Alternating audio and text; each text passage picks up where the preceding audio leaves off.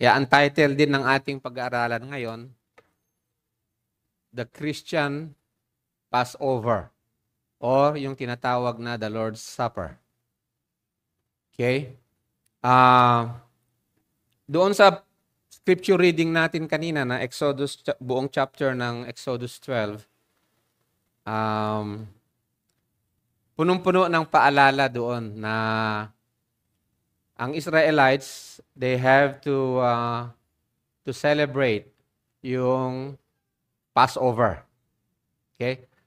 When we talk about the Christian Passover or the Lord's Supper, ang pinanggalingan talaga niyan, historically, kinakailangan tayong bumalik sa historical background nung Christian Passover. Moreover,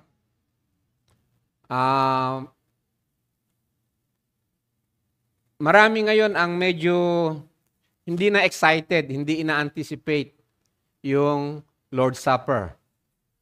Contrary to what the scripture says na yung celebration na yan is you have to celebrate it with gladness, with joy, in anticipation sa pag-remember sa redemption ng Panginoon. Okay? And the Jewish people, actually, if hindi natin ito ma-celebrate ng ganun ka joyful o with much anticipation yung Lord's Supper kung hindi natin ito tingnan from the eyes of the Jewish people. When you read the Bible, ang isa na may advice ko in order for us to understand the Bible is you have to read the Bible sa context ng kung sino ang kausap ng Panginoon, ano yung historical background, ano yung pinag-uusapan nila culturally, no? And hopefully magagawa natin ngayon iyon para maintindihan natin yung the Lord's Supper. Kasi in a way, pwede kong sabihin na katulad ng sinabi ng mga scholars na yung joy ng Lord's Supper, and sa Roman Catholic ang tawag doon is the Eucharist, is Thanksgiving. It was stolen from us. Sabi gano'n, it was stolen from us. So kinakailangan ma-restore yun. And ang mga Christians din, ang mga evangelicals, dahil sa naging sobra yung takot nila sa anything Roman Catholic, iniwasan din nila yung Lord's Supper. Kasi iba yung Lord's Supper sa Roman Catholic sa naging Lord's Supper ng mga Christians. Nung nalaman na meron yung problem sa doctrine na yon, so nagkaroon ng phobia yung mga Christians hanggang sa maraming Christians ngayon na hindi gaano nagse-celebrate ng communion o Christian Passover or the Lord's Supper. We cannot avoid na kinakailangan natin din makita yung calendar, ang Jewish calendar, para maintindihan natin itong Passover. Okay?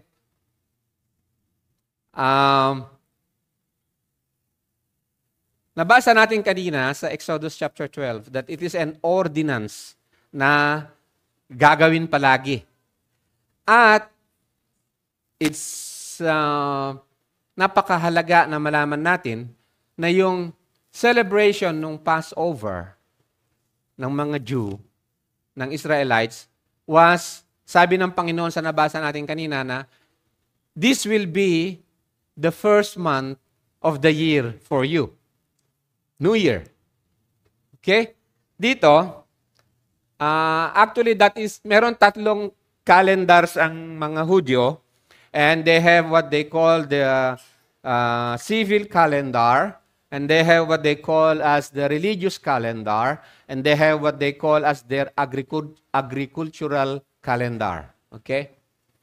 In all sa calendars na yan, it talks about God na siyang nag-ordain ng mga festivals nila sa calendar. Actually, yung calendar nila is structured sa revelation ng Panginoon sa kanila at sa mga ordinances na ibinigay ng Panginoon sa kanila. For them to celebrate in the Lord, to know the Lord, at ang mga pag-rejoice nila sa Panginoon ay ang patungkol sa kung sino ang Panginoon at kung ano ang ginawa ng Panginoon sa kanila. So yung Passover dito, makita nyo rito, no? 14 Passover, 15 is the unleavened bread. Ito yung binasa natin kanina sa Exodus chapter 12. They call it Abib in their agricultural calendar kasi yung time na yun is yung pag-harvest nila ng barley. Okay? Sa Gregorian calendar natin, that is between March to April. Ang Jew, they also have 12 months in 1 year na calendar. At how they treat the leap year, they have 30 days per month. At yung leap year nila every 9 months yata, nagkakaroon sila ng 13 months. So, ganun nila ina-adjust yung dahil sa leap year. So, ito yung dito tayo mag-focus, Dito. Meron silang mga festival ng first fruit, Pentecost, meron silang Feast of Trumpet, Day of Atonement dito, napaka-importante rin, Feast of Tabernacle, the Rosh Hashanah, the New Year. So, kita nyo yan, punong-puno yung calendar nila patungkol sa Panginoon. Does it tell you something? May nakikita ba kayo doon? Yung taon nila, their years, punong-puno ng pag-alala sa Panginoon.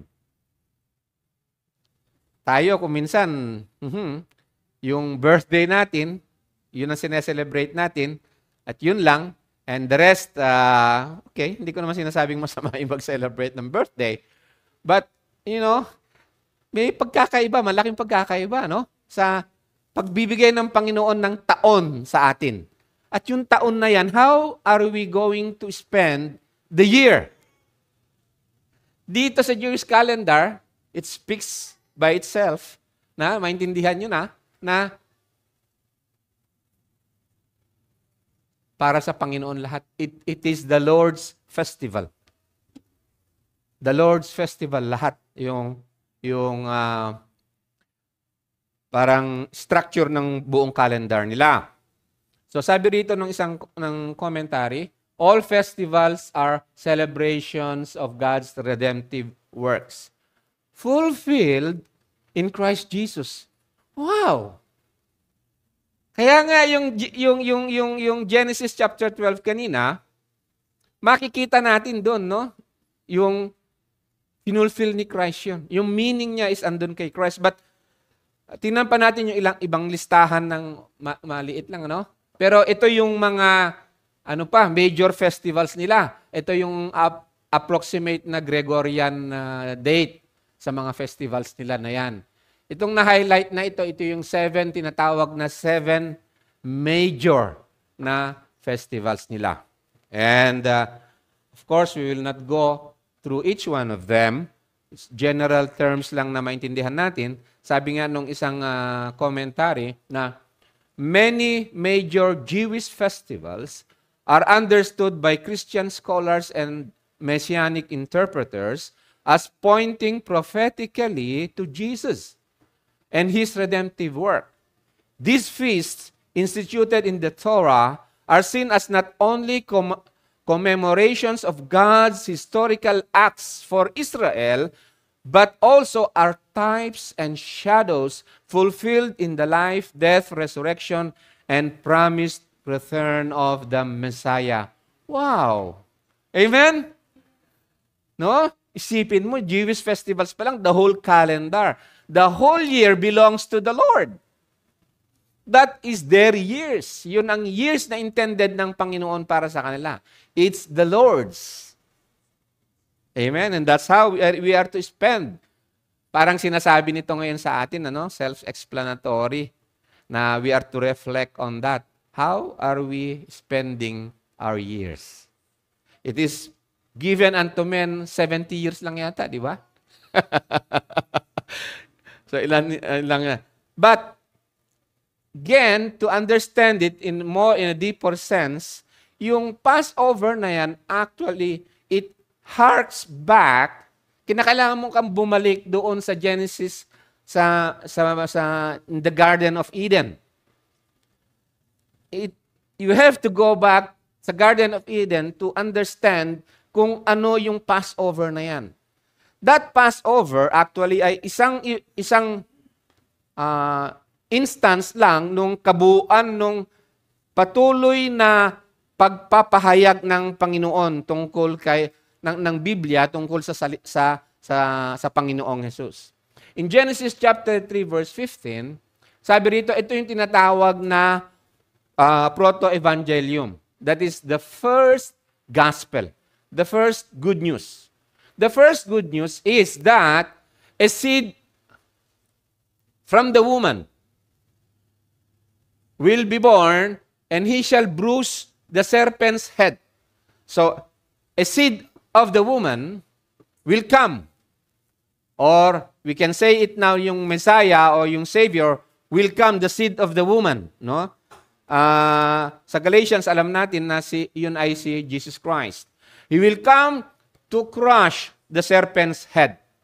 Yan yung nahulog ang tao si Adan sa Eva sa pagkakasala, at doon binigay ng Panginoon sa kanila yung gospel o ang good news. Ina-anticipate nila yung pagdating nung seed na yun na who will crush the serpent's head. No? Sabi rito, and I will put enmity between you and the woman, and between your seed and her seed. Not seeds, seed, singular. The seed, he shall bruise you on the head.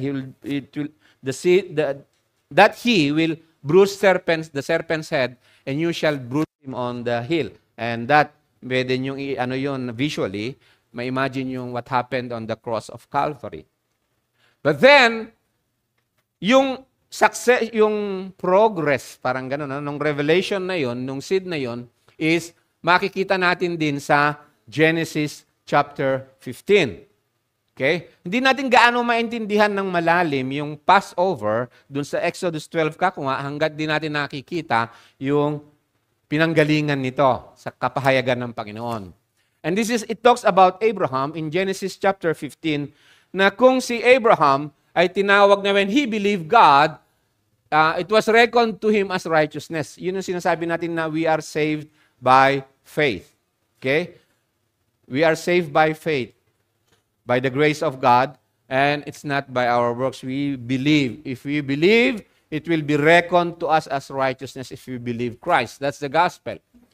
Kaya nga sa John chapter 3 verse 16, for God so loved the world that He gave His only begotten Son, that whosoever believeth on Him will not perish, but will have everlasting life.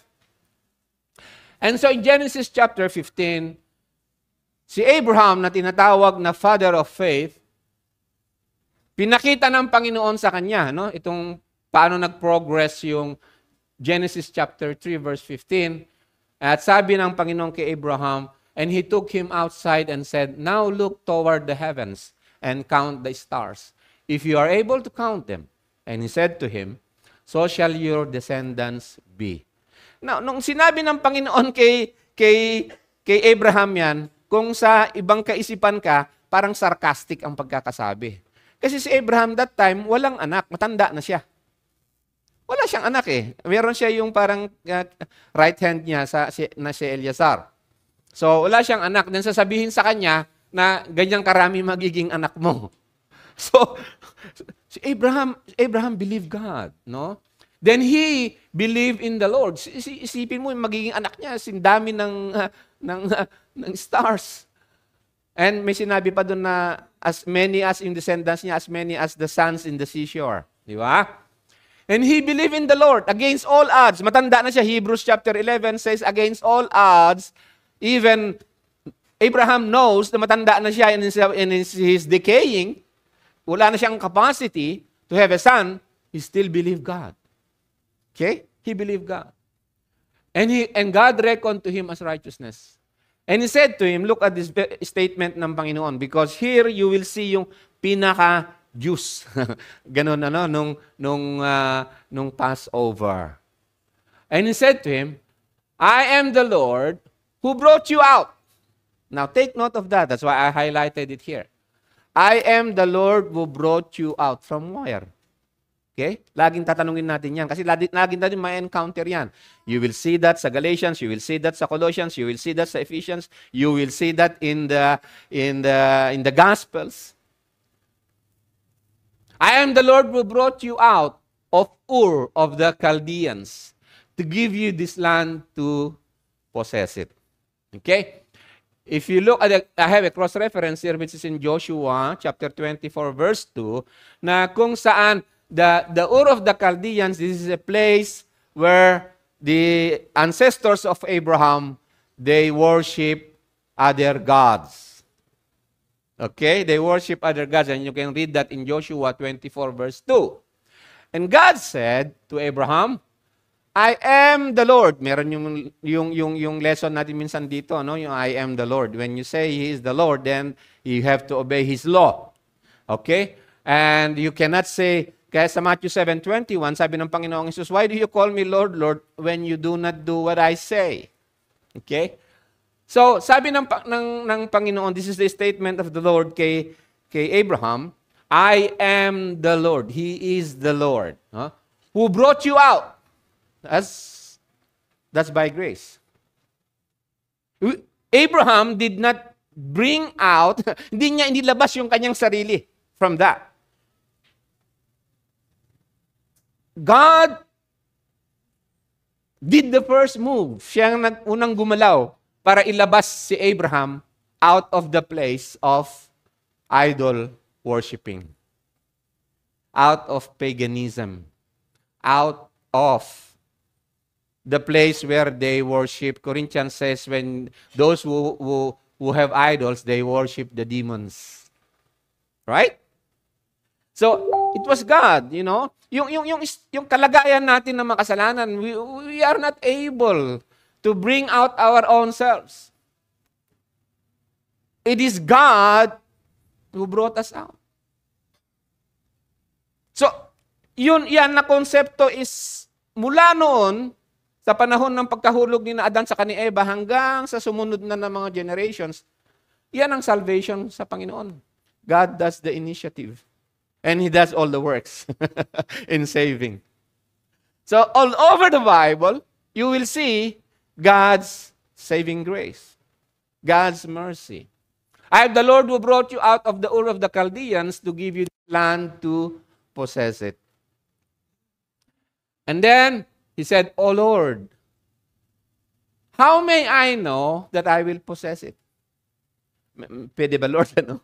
Paano ko parang ma-experience yun? Tandaan na ako, I'm excited, no? He was not asking in doubt, but he wanted to experience it, to walk in it. And how is he going to know the Lord? Parang gano'n, no? And he said to him, bring me a three-year-old heifer and a 3-year-old female goat and a 3-year-old ram and a turtle dove and a young pigeon. 5, no? 2 ang ibon. Then he brought all this to him and he cut them in 2. So wala naman sinabi ang Diyos sa kanya na putulin mo sa 2. Si Abraham na mismo nagputol. Boom, alam na niya kung ano gagawin niya. Because patungkol to sa tinatawag na historically, kaya natin malaman ang historical background, ang covenant nila nung araw is ganun, puputulin yung animal, meron tayong tipan, 2 king, halimbawa, nagkaroon ng covenant na magkaibigan na tayo, China and Philippines, katulad niyan, covenant nila, sa iyo na yung island na yan, sabi ng Philippines sa China.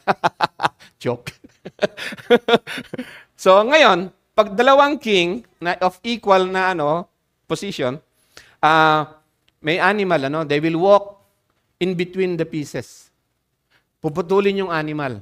And these 2, na nagkaroon ng agreement, they will walk between the pieces at ang sasabihin nila, kung sino man ang mag-violate sa atin dito sa ating tipan, may it happen to him, mangyayari sa kanya ang katulad na nangyari dito sa mga animal. Okay? So that's the picture. So Abraham knows that. God, without telling it to him, pinutol na niya yung animal. No? and laid its half opposite the other, but he did not cut the birds. Maliit eh. Hindi ko alam kung ano reason doon, no? And God said to Abraham, know for certain, Abraham. Wala naman tayong malalaman na certain, kundi si God lang ang magsasabi eh. You have to know it for certain because it's God's words. Because ang Diyos kasi, tinitingnan niya na yung sinabi niya, gagawin niya. Tinitingnan niya yung salita niya, mangyayari. Isaiah says, my words will not come to me void, will not return to me void. God said to Abraham, know for certain that your descendants will be strangers in a land that is not theirs, where they will be enslaved and oppressed for 100 years. Sinabi ng Abraham, ganito mangyayari sa dami ng magiging descendants mo, and I will give this land. However, sabi ng Panginoon, after nung mailatag na ni Abraham yung sacrifice, parang gano'n, yung kuwan ng covenant, sacrifice of the covenant. Sinabi niya, no for certain na ito mangyayari sa kanila. They will be enslaved and oppressed for 100 years. Now, kailangan akong mag-deviate ng konti lang dito. Itong 400 years na to, when we read Exodus chapter 12, ang sabi doon, at the end of 430 years, no? At the end of 430 years, sa verse 41, to the very day, all the hosts of the Lord went out from the land of Egypt. Dito 400 years, dito 430 years. Ang reason is, ito yung years ng enslavement. There was a period nung 30 years na kung time ni Joseph, they were not enslaved. They were friends with the Egyptians. Kilala kasi nung king si Joseph. Okay? So yung enslavement was 400 years. And total na stay nila sa Egypt is 430 years. Okay? I hope that will help. Pagka para hindi kayo malito pag nagbasa kayo ng Bible. So sa verse 17, we are still in chapter 15. No? It came about when the sun has set, that it was very dark, and behold, there appeared a smoking oven and a flaming torch which passed between these pieces. On that day, the Lord made a covenant to Abraham, saying, to your descendants I have given this land, from the river of Egypt as far as the great river, the river Euphrates or Euphrates. Now, in all this, makikita nyo na there was, yung descendants na Abraham, there will be 400 years na ma-enslave sila. Hard labor, there will be enslaved, their situation will be, sipin 400 years, right? And this is where, dito natin makikita yung importance nung tinatawag na yung depth, yung paano natin makita talaga yung kagandahan nung Passover. Imagine to be enslaved for 100 years. Okay? At ang ganda ng pangako, magiging sa kanila itong lupang to, pero dadaan sila dito. Sa ganitong eksena, dadaan sila sa ganitong pangyayari.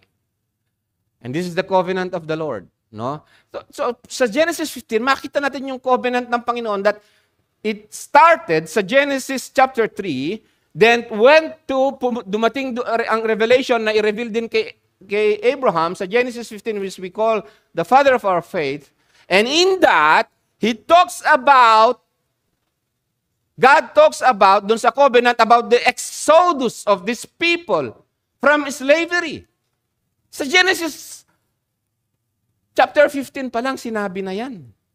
No? So, we will not understand yung the Lord's Supper or Christian Passover kung dun lang tayo sa 1 Corinthians chapter 11 or sa Matthew 26. On that day, the Lord made covenant with Abraham, saying to your descendants, I have given this land from the river of Egypt as far as the great river and the river Euphrates. So they will, and to give them this land, they have to get out from the house of bondage, the house of slavery from Egypt. So now comes the book of Exodus. So parang chronological yung approach natin dito sa ating pag-aaral, no? You know about the 10 plagues of Egypt, right? The 10 plagues nung time ni Moses para si Pharaoh, sige, palayasin mo na, palayain mo na yung mga Israelita. Sa first plague, hindi siya ayaw ni Pharaoh. Sa second, sa third, sa fourth, pati sa fifth, pinatigas ni Pharaoh ang kanyang puso. Sabi niya, hindi ko kayo paaalisin dito sa Egypt, slave ko kayo. No, ayaw talaga. Pero ang sabi ni Moses, set my people free para they will worship our God. Now, I want you to understand that, no? Yung Passover, it's not for the interest of the Israelites themselves. Hindi doon nakalagay yung gagawin ng Panginoon, ang goal ng Panginoon. Parang sa atin yung salvation is not for ourselves. Hindi para sa ating sariling consumption, but it's all for the glory of God. It's for the glory of God. So we start meditating kung paano ba natin may apply yung kaloob sa atin ng Panginoon na kaligtasan to glorify God. Kaya nga sabi ni Paul, in everything that you do, in word and in deed, do it all for the glory of God. So ngayon, nung hindi pa rin hanggang sa 9 na plague, tigas pa rin puso ni Pharaoh, ang Passover ay nangyari doon sa the 10th plague. You know? Kaya yun yung number 10 is the completion in the Bible. Okay? It is the night of the Exodus. Now, the whole plague na ito, para lang mapalaya ni Pharaoh, yung mga Egyptian, it's lasted about ang estimate nila 40 to 50 days. Whew. Imagine yung research diyan. Buong gabi, hindi ako natutulog. To give you all these details, no? So now, let me introduce to you yung, para maintindihan natin ng maigi, yung ano ba yung panukat ng mga Jew sa day. Pag sinabi natin isang araw sa Hudyo, magkaiba po tayo ng pagkaintindi. Okay. Genesis, when God created the heavens and the earth, ang unang meron darating? There was evening and there was morning.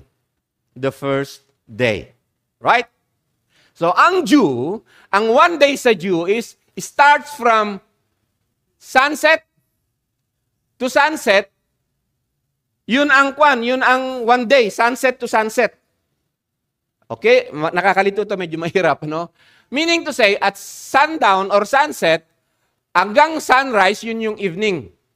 And there was evening, there was morning, one day. So, ang reckoning ng day sa Jew starts from sundown, sunset. Ito naman yung sunrise. From sunrise to sunset, yung tinatawag na morning or day. Okay? Mula dito hanggang dito, sunset to sunset is one day. Okay? Tayo kasi, ang day natin nag-start sa midnight. Kaya yung AM, 12 AM tayo sa midnight. Yung 12 noon, yung noon natin is 12 PM. Kaya medyo hindi natin makuha kaagad yon. Now, in Exodus chapter 12, ito na yung revelation ng Panginoon. Nagpo-progress na yung revelation ng Panginoon mula sa Genesis chapter 3 verse 15 to Genesis chapter 15. At ngayon nasa Exodus 12 na tayo. Ito yung sinabi ng Panginoon. Tingnan yung faithfulness ng Panginoon after 430 years. No? Sinabi niya, more than, kasi hindi pa natin na-count yung 430 years in Egypt, hindi natin na-count yung from Abraham na pagpasok ng pamilya ni Joseph in Egypt. 4 generations ang sabi doon . Now, the Lord said to Moses and Aaron in the land of Egypt. Ito nung 10th plague na ito, no? This month shall be the beginning of months. Yun na. This month shall be the beginning of months for you. It is to be the first month of the year. So, yung first month of the year, yan yung new year nila. Now, that's wonderful, no? Mag-meditate tayo doon. The first year, new year, the beginning of life. Parang ganun. Para sa mga Jew, Ang message na binibigay ng Panginoon, so with us, is nung kailan sila pinalaya ng Panginoon. Di ba? Kailan ka birthday na born again? Baka conversion yung sinasabi mo. Hindi regeneration. Okay. Kailan yung conversion mo? Ako, June 1985. Aha.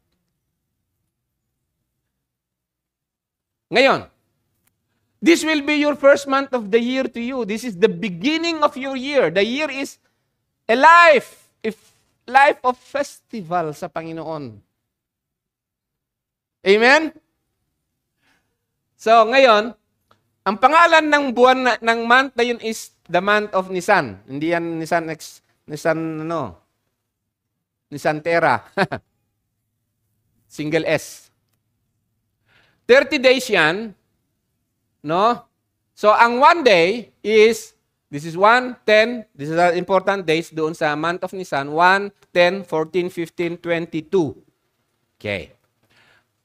And I think, andito yon, no? Yeah. Speak to all the congregation of Israel, saying, on the 10th of this month, ito sa 10, on the 10th of this month, they are each one to take a lamb for themselves according to their father's households and a lamb for each household. So dito, kukuha sila ng unblemished lamb na a year old. Dito sa 10th day of Nisan. Pero ito yung buong Nisan, yan yung first month of the year. From 10, pagdating sa 14 days, 10, 11, 12, 13, 14, 5 days. 5 days nilang aalagaan yung lamb na yan. You shall keep it until the 14th day of this same. Balik ako. So, you shall keep it until the 14th day. This is very important to understand. Okay? Kailangan ng tiyaga sa pag-aaral. Then, the whole assembly of the congregation of Israel is to kill it at twilight. Sundown ng 14, balik ako, for the sake ng operator, balik. Sabi ko kanina yung ito, halimbawa, and there was evening and there was morning, the first day. Di ba? Dito sa sundown ng 14 at twilight, papatayin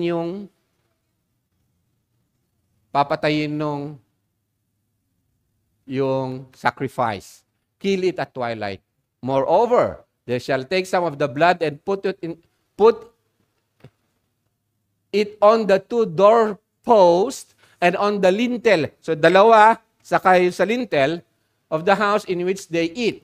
They shall eat the flesh of the same night, roasted with fire, and they shall eat it with unleavened bread and bitter herbs.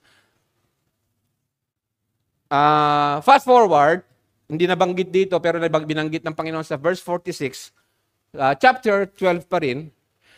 Yung lamb na yun is to be roasted, it is to be eaten in a single house. You are not to bring forth any of the flesh outside of the house. It's a family event. Individual houses yung nagpa-practice nung Passover. Okay? It is to be eaten in a single house. You are not to bring forth any of the flesh outside of the house. Does it tell you something? Wow. Hindi ako ang pwedeng magbigay nito kung kani-kanino. God gave it to me, to my household. And I have to keep it holy, consecrated para sa aking household. Imagine that. Amen? Come on, pwedeng subukan nyo nga i-transmit yun sa communion. Yung attitude na yun. Okay? Then, sabi rito sa verse 46, nor are you to break any of the bone of it. Then starts talking prophetically about the Messiah. At ang Messiah na yun, si Jesus Christ, when He was crucified, sabi ng John chapter 19 verse 36, John chapter 19 verse 36, at prophetically sinabi sa Psalms 34 verse 20, that His bone will not be broken. Are you beginning to see the connection? Yung Passover lamb, you are not to break any of the bone of it. Ganun ang salita ng Panginoon. Walang baliwala dun sa mga salita ng Panginoon. Amen? At nakikita natin dito yung picture ng Messiah, yung Passover lamb. And then, yung Passover, and you shall eat in this manner, your loins girded, your sandals on your feet, your staff in your hand, and you shall eat it in haste. It is, whose Passover it is? It is the Lord's Passover. Kasi sabi ko kanina, na ang mga festivals sa Jewish calendar it is the Lord's festival. It's not for us.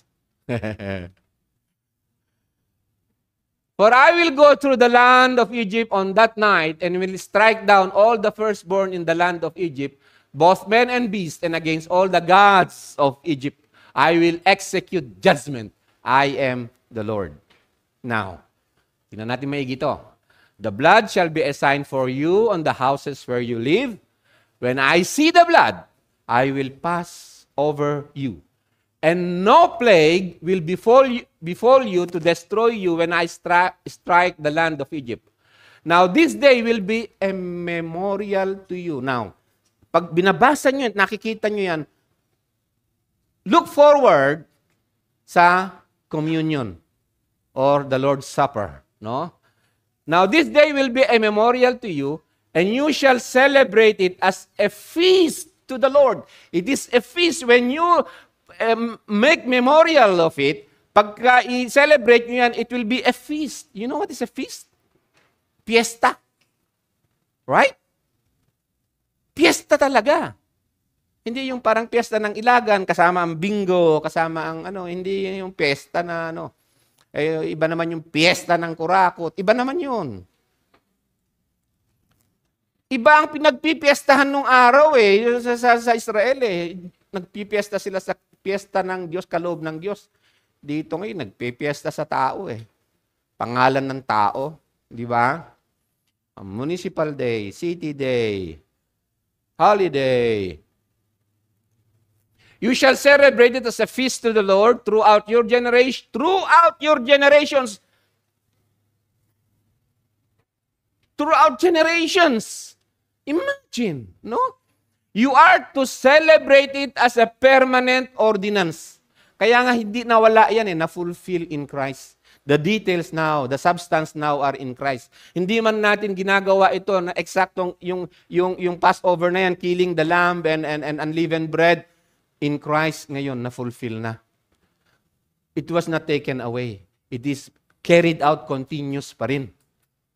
And we can only understand it if we go back to the Old Testament para maintindihan. Yung sinasabi ng Panginoon, appreciate it. Okay. Then, bago ako pupunta dyan, babalik ako dun sa nakaraang slide, okay? Pero puntahan ko muna to. You shall observe the feast of unleavened bread, for on this very day I brought your host out of the land of Egypt. Therefore you shall observe this day throughout your generations as a permanent ordinance in the first month, on the 14th day of the month at evening. That's very important. On the 14th day of the month at evening, you shall eat unleavened bread. Balik tayo punta tayo muna sa calendar. Babalik ako dun sa nakaraan kanina. Ito. Ano ang nakita natin dito ang dalawang nangyari? At the end of 14th day, sa twilight, the Passover lamb will be killed. Yung dugo nung lamb, ipupunas sa dalawang poste ng door at ipupunas sa lintel. Okay? And then, diyan sa time na yan, mag-umpisa rin kumain ng unleavened bread for 7 days. Up to 22nd of Nisan. Okay? Bago kakain ng unleavened bread, dito pa lang, the first day pa lang, dito, dito, Aalisin na lahat pupunta tayo doon next session siguro. Aalisin na yung mga leaven. In this case ng revelation ng Panginoon, yung leaven is not evil. It's not evil. It's about men's works versus the work of the Passover lamb versus the work of God. Okay, makikita natin yan. Pero kailangan ko sabihin ngayon. So balik tayo dito, no? Balik tayo dito. Tingnan nyo ang Passover. This is very important to understand. Kaya nga feast, nagfi-feast sila, nagpipiesta sila pag-celebrate ng Passover. Why? You see, ano ang mangyayari? On that night, God is going to judge the whole of Egypt. Pati dun sa Goshen, na tinitirhan ng mga Israelite, it will be judged. Now, I want you to get the picture of it accurately. Kaya nga, dadaan yung angel of death even dun sa ali ng bahay ng mga Israelites sa Goshen. Goshen is a part of Egypt. There will be judgment. Kaya sabi niya rito, I will go through the land of Egypt on that night. I will strike down all the firstborn. So imagine kung walang dugo doon sa doorpost saka sa lintel nung pinto ng bahay ng Israelita, there will be death. There will be death. If they did not obey the Lord, if they did not believe the Lord, there will be death. Now, what is the message na nakikita natin dito? Isipin mo, yung Panginoon, walang paltos yung judgment niya para sa lahat. Pero, dadaanan niya rin yung bahay ng Israelita eh. Yung nga lang, kaya walang plague doon sa house nung Israelita is because of the blood of the Passover lamb. Ang Passover is a combination, parang ganun sana, combination ng judgment and salvation. Judgment, sa firstborn ng Israelita, covered by the blood, they will be saved from that judgment, from condemnation. At ang Panginoon, tinan mo, basta meron lang yung blood, hindi na pupuntahan pa kung sino yung nakatira doon. O ikaw ikaw ganito ka, wala na. You got my point? Hindi niya tiningnan kung sino yung andun sa loob ng bahay na itong kasalanan mo matindi eh. Hindi, niligtas niya sa nung sumampalataya sa blood of Christ, niligtas ng Panginoon. Amen? Hindi na niya binilang yung kasalanan ng mga andun. Imagine yung pagpapatawad ng Panginoon sa atin. Tayo, kung maningil tayo ng nagkasala sa atin, bibilangan natin eh. Ikaw talaga, ganito ka, lalo sa away na mag-asawa. Bilangan yan eh. Di ba? Ito hindi eh. When I see the blood, I will pass over you. But, ito, ang tingnan ninyo. There is judgment sa lahat ng enemy ng Panginoon. Either you be a friend of Jesus or you are not, and you will be judged. There is death. There is condemnation, for all have sinned and come short of the glory of God. But only through the blood of Jesus. And then, ang kaligtasan. And then, so ngayon, ito na in-apply yung blood para makita nyo yung depiction niya.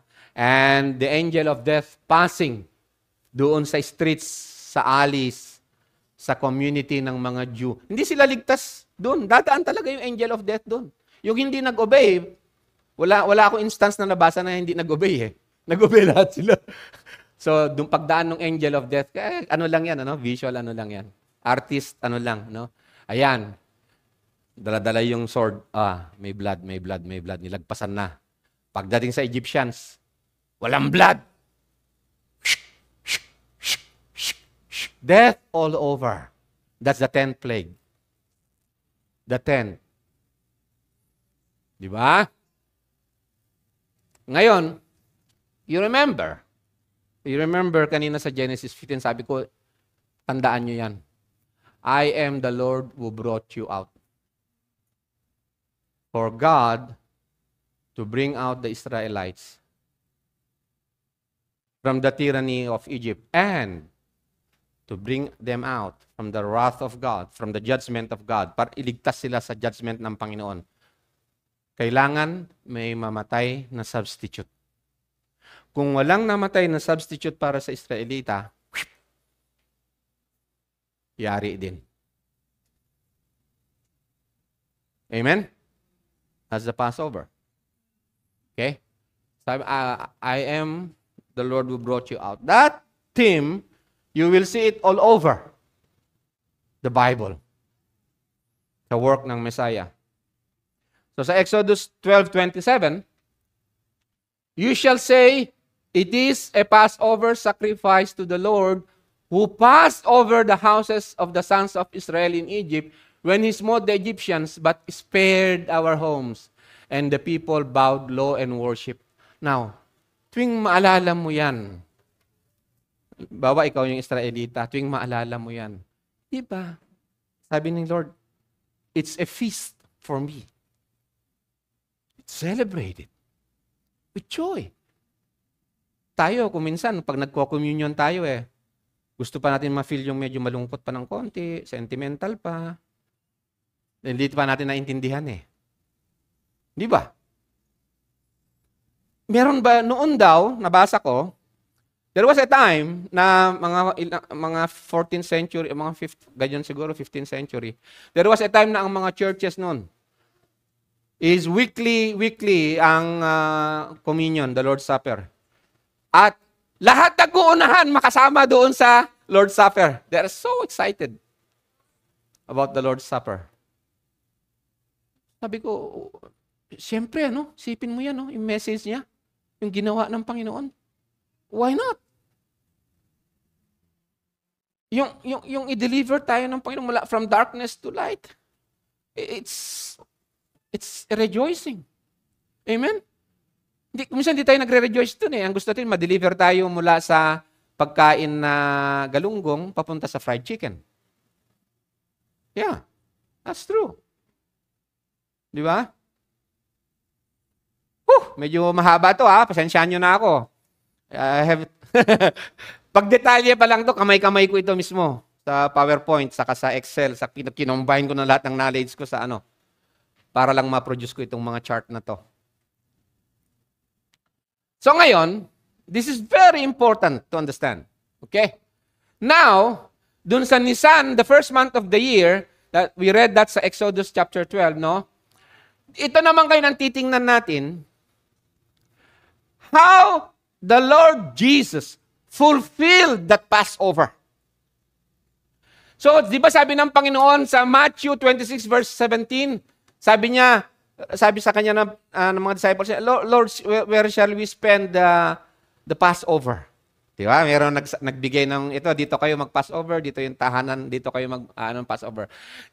When was that? Okay, sabi ko kanina, ang day sa Jew starts from night and day. Sa Genesis nakabase yun, there was evening, there was morning, the first day. There was evening, there was morning, the second day. There was evening, there was morning, the third day. Okay?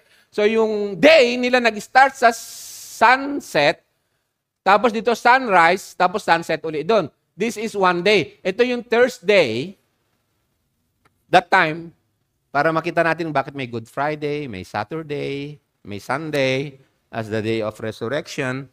Okay. That is on Thursday, 14th of Nisan. Okay? Dito, 'di ba dito nakita natin yung Passover lamb, dito pinatay, 'di ba? Dito kinatay. Si Jesus, yung last supper niya according to Matthew 26 verse 15 is dito. Dito sa twilight zone. Sa sunset, after sunset. So ito na yung last supper. So bumagsak na yung last supper niya sa 15 because nagsisimula sa night yung day. Okay? And nung 14, dito yung last supper. Dito, ang point ko dito is that how accurately the Bible says na Jesus was 3 nights and 3 days in the belly ng whale, parang ganun. No? Okay, sino yun? Si Jonah. Okay. So ito yung first night niya. Yun yung last supper niya when he prayed na doon sa Gethsemane. The following morning, not the following day, in the morning, doon na yung crucifixion niya at 9 a.m. So kung ang last supper niya is end of Thursday, and that is nasa 15 na siya, no? Sa morning noon, ang crucifixion niya is 9 a.m. Yung pag-earthquake saka darkness, it happened at 3 p.m. So yung burial ni Jesus is before darating yung Saturday, which is the Sabbath. So before magsa-sundown, kinakailangan i-bury na si Christ. Kasi nga Sabbath, di ba? Sinabi sa Bible yan, Luke 23 verse 54. And so dito, ito ang first night ni Christ because yung first night is kung saan nangyari, sa day man, meron silang tinatawag na inclusive reckoning. Kapag nangyari sa day, kasama yung night sa bilang, 1 day. Okay? So dito, no, ito yung first night niya, dito yung second night niya, inclusive reckoning kasama yung third night. Kaya siya 3 days, 3 nights. Na namatay. You get it? Medyo mahirap, no?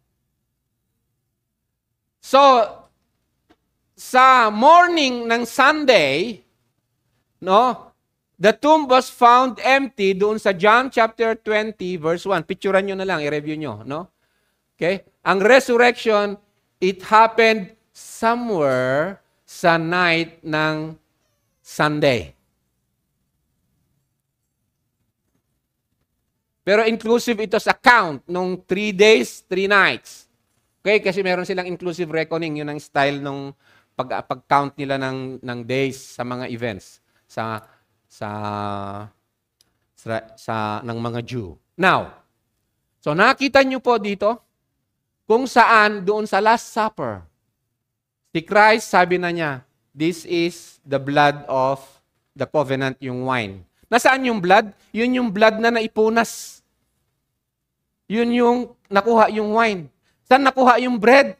Doon sa unleavened bread. This is my body, which is given for you.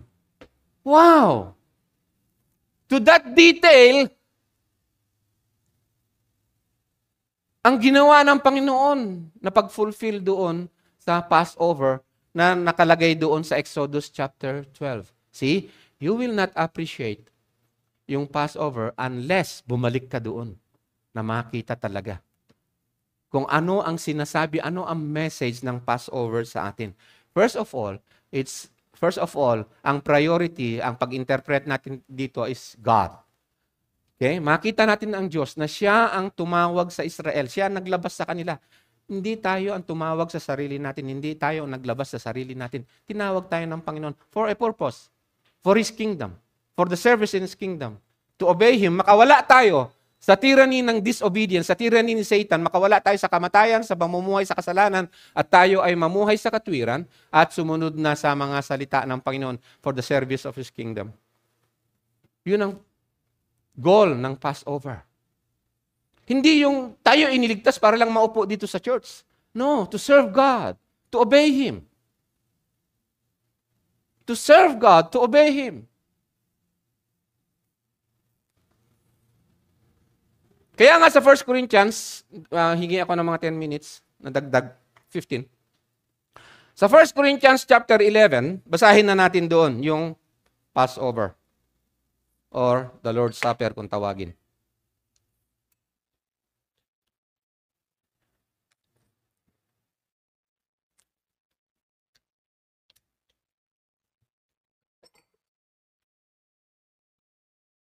First Corinthians chapter 11.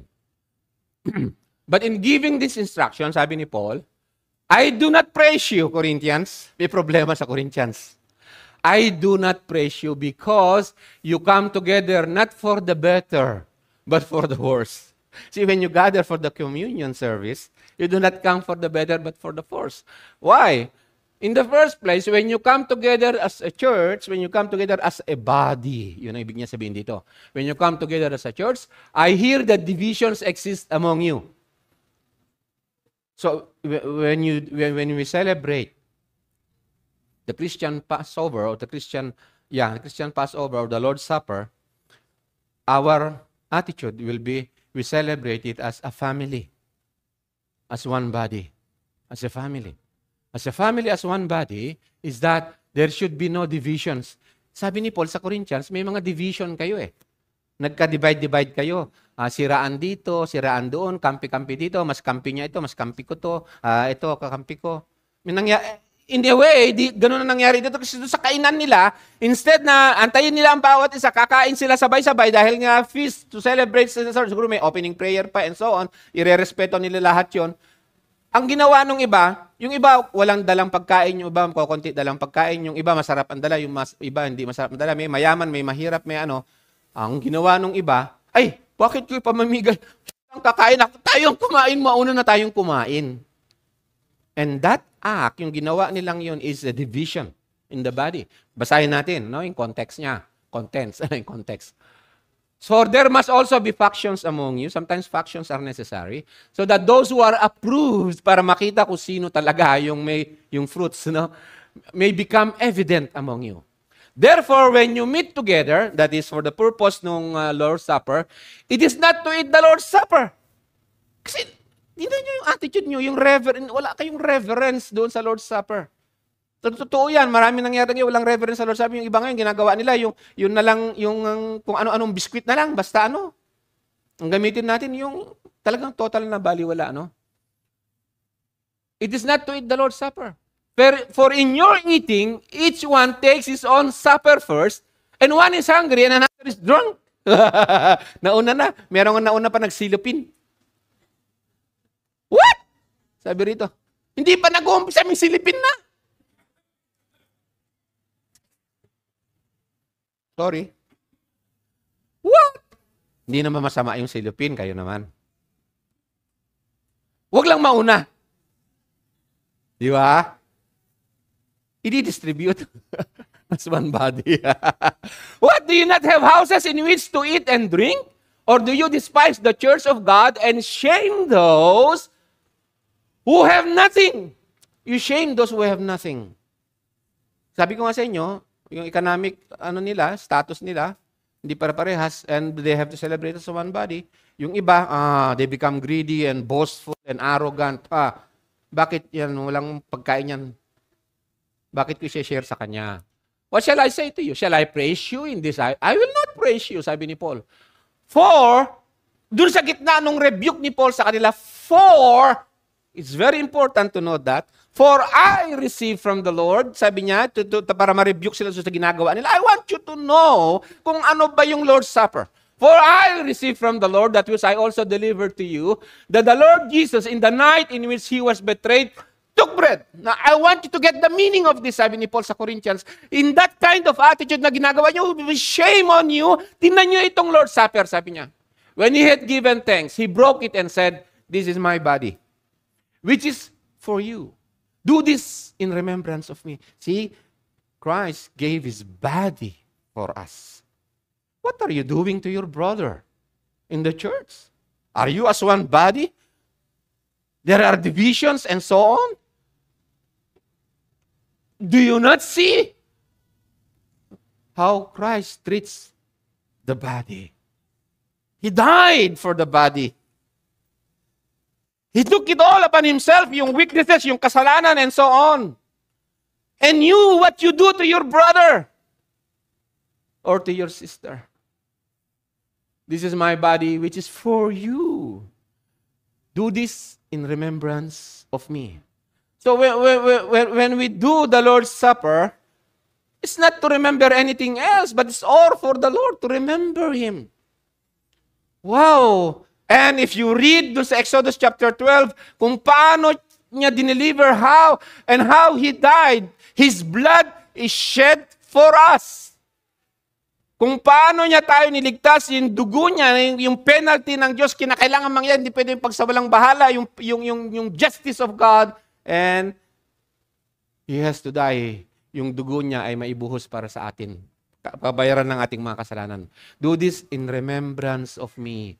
In the same way, sabi niya, Corinthians, He took the cup also after supper, saying, this cup is the new covenant in my blood. Do this as often as you drink it in remembrance of me. Hindi yung, remember ko lang si Jesus. No. Go and meditate kung ano yung ginawa niya. Go and meditate kung ano ang message nung Passover.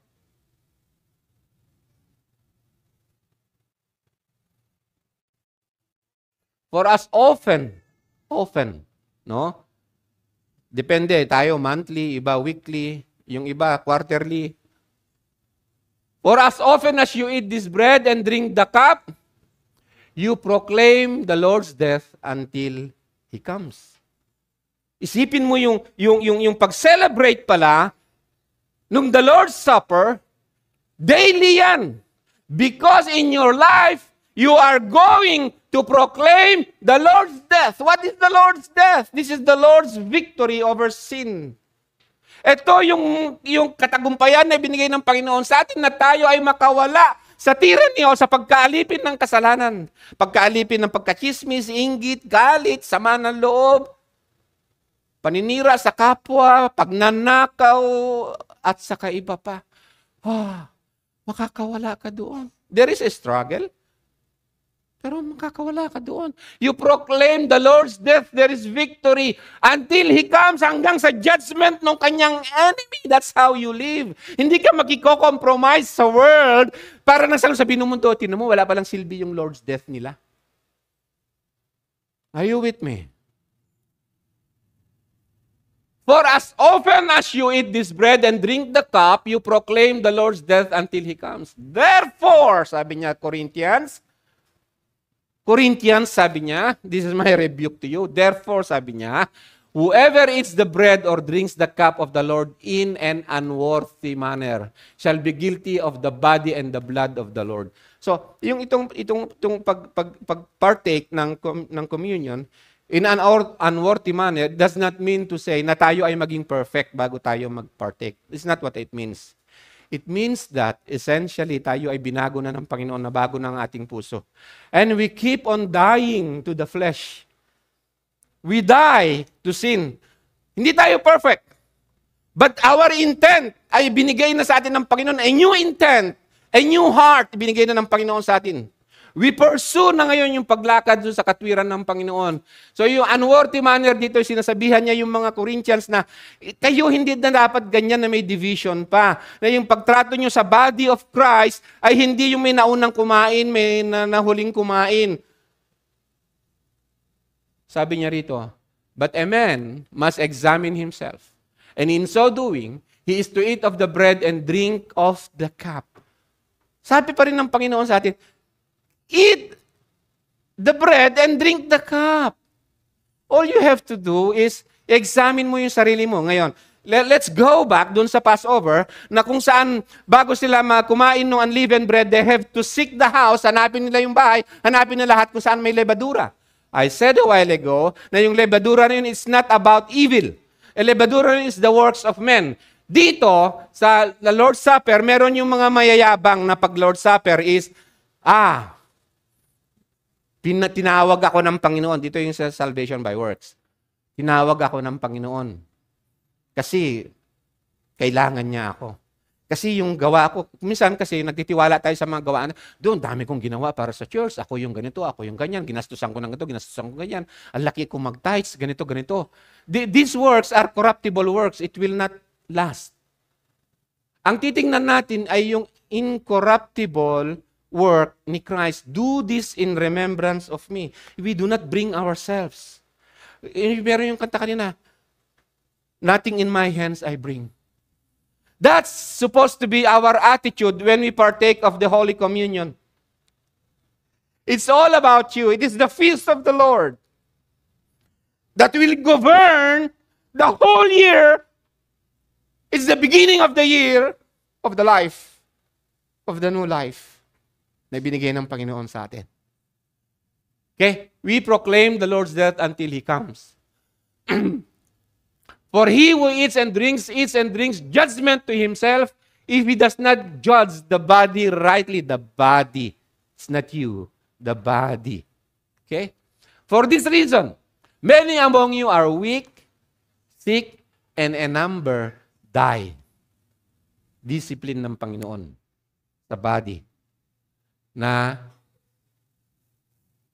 parang hindi talaga holy celebration niya sa Panginoon, yung the Lord's Supper. Paano yung mga bata? Pwede ba silang mag-partake? Yes. Yung mga nabaptize? Yes. Kahit mga bata. But can they examine themselves? Sabi nga ng Panginoon, di ba? May isang, bring the children near to me. But if we judge ourselves rightly, we would not be judged. But when we are judged, di ba? Tanggalin mo muna yung piring mo sa mata. Ano yun? When we are judged, we are disciplined by the Lord that we will not be condemned along with the world. Amen? When we see ourselves kung ano na unworthy tayo doon sa work ng Panginoon, it's all by grace. Wala tayong dadalhin sa Kanya na, Lord, ako kailangan mo ako sa church. Ako yung malakas na ganito. Ako yung magaling na pastor. Kailangan mo ako, Lord. Ito yung ito yung nagagawa ko, pera, ito yung bigay ko, mayaman ako, dapat titingnan mo ako, Panginoon, na No. Sabi ng Panginoon. You have to judge the body. So then, my brethren, when you come together to eat, ano sabi niya? Wait for one another. Ano kaya yun, Di ba?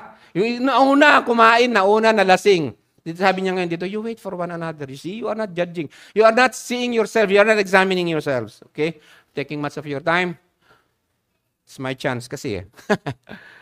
So, isama ko ito doon sa 1 Peter chapter 1, verse 18 to 19, knowing that you were not redeemed by the perishable things like silver or gold from your futile way of life inherited from your forefathers, but with the precious blood of the Lamb, unblemished and spotless, the blood of Christ. Okay, let me close it in here.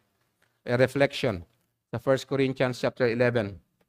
Sa 24 and 25, sabi ng Panginoon, do this in remembrance of me. Him. He owns the meditation of our heart. Amen? Him. Hindi yung mag-meditate ka na, ito yung malalaking magagawa ko sa Panginoon, ito yung makikilala ako dito, ito yung, no. Him, not you. Proclaim the Lord's death till He comes. It's a victory. Paglabas sa pagkaalipin sa Egypt. Paglabas sa pagkaalipin sa kasalanan. See, these are the things we meditate in our lives. Sa verse 27 to 28, there is the examination. Removal of the leaven from the house. After that, pwede na silang kumain na may leaven. So that's why I said it's not evil yung ibig sabihin ng leaven dun . Kasi after nung 7 days na yun, na kumain sila ng unleavened bread, meron pa rin silang dalang leaven. Pwede pa rin silang kumain. Pwede nga i-offer yung leaven. Merong isang na offering na binibigay yun. No? And verse 32, Hebrews 12, para maano nyo to, yung discipline of the Lord. Meditate on that. Binidiscipline tayo ng Panginoon kung may self-control. Bawa, gusto mong magalit, gusto mong magmura, o sa mag-asawa, gusto mong mag-away, tapos nagko-control ka, that's discipline. Amen? So that you will not be judged with the world. Sabi nga ni Paul sa 1 Corinthians 11. So, what are the points? When we close now, we celebrate our redemption. So, how do we do? Ano ang attitude natin doon sa Lord's Supper? We rejoice in Him. Amen? Noon nga, fiesta. Ngayon, ayaw pa. Kaya nga, sabi ko, tinitingnan ko dito, alam mo, pag na-obserbahan ko tuwing first Sunday of the month dito sa church na to, marami umaaten. Sabi ko, wow, good sign. Di ba? Pero dahil magpipreach ako, konti ngayon. Biro lang. It's a family celebration. Going back doon sa, yung anak kasi tatanungin yung tatay, tatay, bakit natin sineselebrate ito doon sa Passover, right? Nasasabihin ng tatay kasi ganito ang Diyos. So that's the gospel. It is God who called us out. And He provided. And you know, ito yung judgment ng Panginoon. And then, you know, just with the blood, He saved us. Pero yung Egyptians, all the firstborn from tao to hayop, they were dead. We celebrate with none of our works na dadalhin sa Kanya. Just all the blood of Jesus and the flesh of Jesus. Oh, I'm not talking about transubstantiation. Nakatulad sa Roman Catholic, naging ano daw yun, naging dugo at saka si Christ mismo naging ano yun. Hindi, no. Itong elements na gagamitin natin dito is a symbol, a sign nung greater na ano niya, pinipicture niya, which is Christ. Salvation means victory. Kaya nga ang commandment, love the Lord your God. There is victory now. Do not hesitate to love the Lord. Kasi sabi niya, imperfect tayo, hindi natin No, it's not looking about that. The Lord is looking about yung substance ng trabaho ng Panginoon ngayon sa iyo. Otherwise, hindi niya i-command sa atin yung to love Him. Kung perfection yung gusto niya sa atin, no, it's not. Sa alam natin na perfection. Hindi yun. But we are to obey, to be obedient to Him. Salvation means victory. So, pati sa gawain ng Panginoon, victorious tayo, meaning to say, hindi tayo iniligtas para sa sarili natin. Now we serve the kingdom. Now we serve the King of the kingdom. Kung ano yung purposes niya, evangelization, education, dami pa na trabaho na para sa Panginoon, gawin natin. Hindi na ito. Yung bigay sa atin, hindi atin yan eh. We will be accountable kung magkano binigay sa atin ng Panginoon, kung piso o magkano. Accountable tayo lahat yan. Tatayo tayo sa harap ng Panginoon. May grace, pero accountable tayo. That grace makes us accountable. Pa rin. Then, we must remember the death of the firstborn. Either we have the death, Christ who is the firstborn, either we have Him, or we incur the death of the firstborn of Egypt. Amen? Yun yung rejoicing natin sa ating communion service. Amen? Okay? For whenever you eat this bread and drink this cup, you proclaim the Lord's death. Meaning to say, He came, incarnation, and then the Lord died, and then He rose again, kasama yung resurrection dyan. Because He comes until He comes. So, festival, feast, yung communion natin. God bless you po.